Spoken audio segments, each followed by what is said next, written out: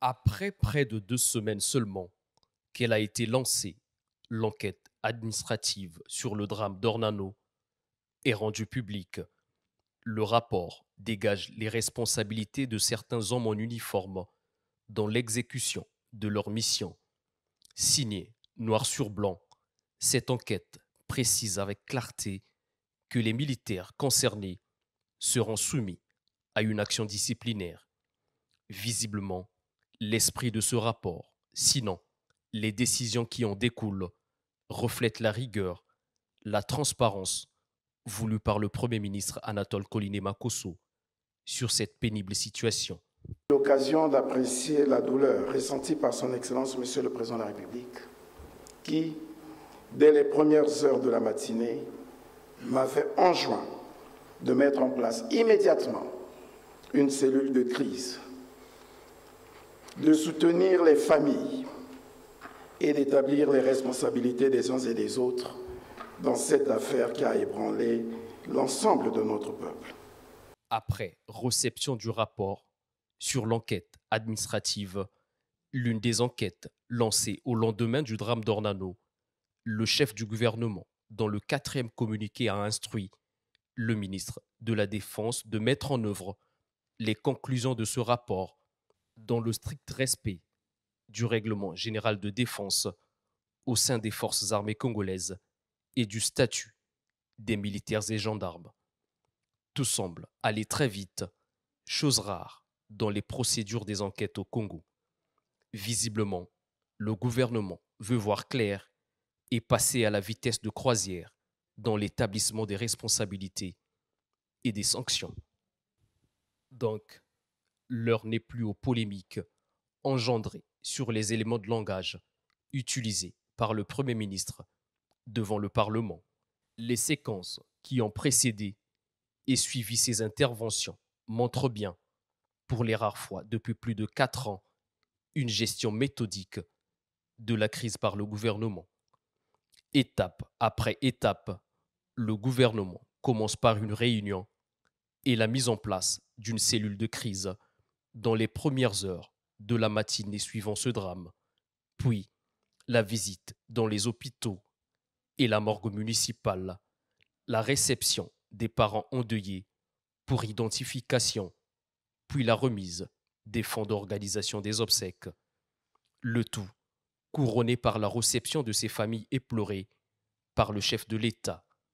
De bout en bout, le gouvernement paraît vigilant sur la gestion de cette catastrophe qui aurait débouché sur une grave crise si rien n'a été fait, à en croire le président de la République, Denis Sassou Nguesso.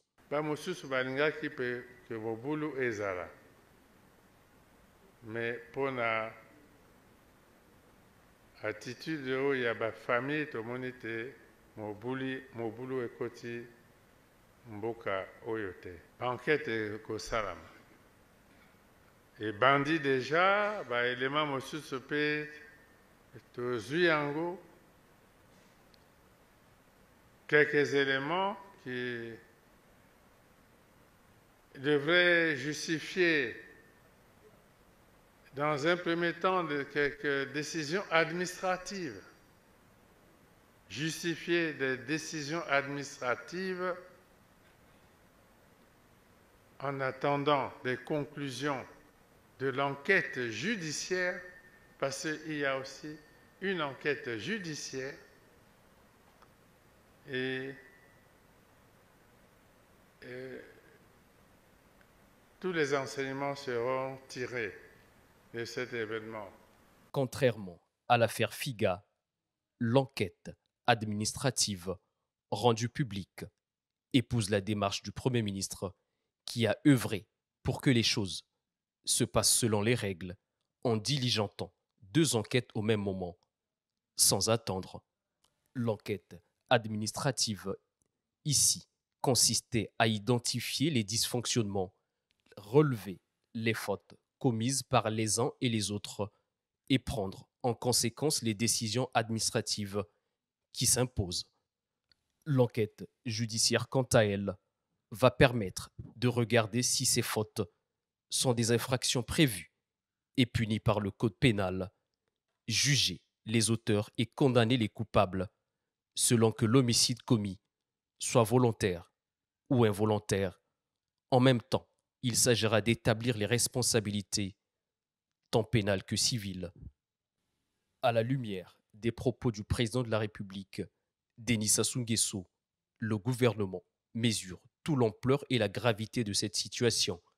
Le recadrage fait par le Premier ministre Anatole Koliné-Makosso au sénateur Gaspard Kaya-Magane montre que l'exécutif veut être loin des polémiques puériles, susceptibles de détourner l'attention sur la vraie préoccupation, donc la prise en charge des obsèques, des blessés, aussi l'aboutissement de toutes ces enquêtes. Nous étions en train d'aborder une question très sensible qui a endeuillé les familles. Alors qu'il y en a qui se plaisent à entretenir la polémique, pendant que le gouvernement s'efforce à soutenir les familles, à tirer les leçons de ce qui s'est passé. Le vénérable Magane, meurtri comme nous tous, rappelle les pleurs, la douleur des parents de victimes. Même si c'est un accident, l'enquête établira s'il y a eu des fautes, s'il y a eu des dysfonctionnements, s'il y a eu des failles, et établira les responsabilités individuelles et collectives des uns et des autres.